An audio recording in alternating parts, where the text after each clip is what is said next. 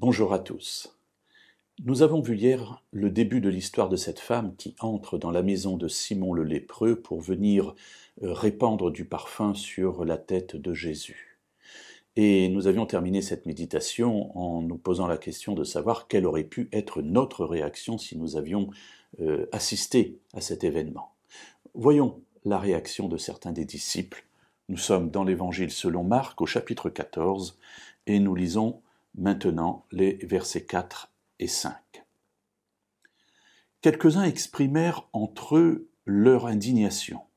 « À quoi bon perdre ce parfum ? On aurait pu le vendre plus de 300 deniers et les donner aux pauvres. » Et ils s'irritaient contre cette femme. Voilà la réaction de certaines des personnes qui sont là.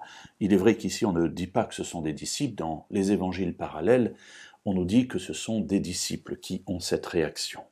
Alors, deux temps dans la réaction. À quoi bon perdre ce parfum ? Voilà, ce parfum qui a été répandu sur la tête de Jésus, il sert à rien, il est perdu. Puisque le vase a été cassé, donc on ne peut pas récupérer en une partie, donc tout a été mis sur la tête de Jésus, c'est perdu.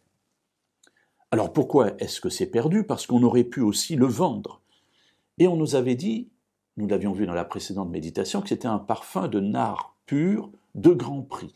Et voilà l'évaluation que font ces disciples de ce parfum. Plus de 300 deniers.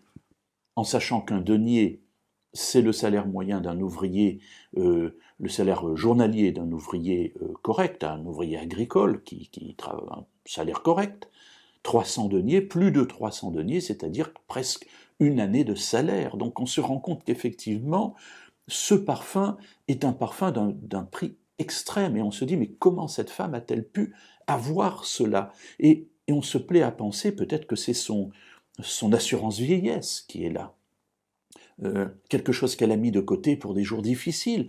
Et voilà qu'effectivement, elle a cassé ce vase, elle a répandu ce parfum, et finalement tout cela est perdu. Et alors la question, c'est pourquoi l'a-t-elle fait ? Mais les disciples ne se la posent pas. Eux, ils ne voient que la perte immédiate, et voilà leur réaction. Ils s'irritaient contre cette femme. Voilà l'état d'esprit de ces personnes. Ils s'irritent contre elle. Pourquoi tu fais ça ? Pourquoi gaspiller autant ? Quel est l'intérêt ? Est-ce que tu n'as pas pensé à l'argent que tu perds avec ça ? Voilà, on peut penser à tout cela qui irrite les disciples. Quelle va être la réaction de Jésus ? Nous le verrons la prochaine fois.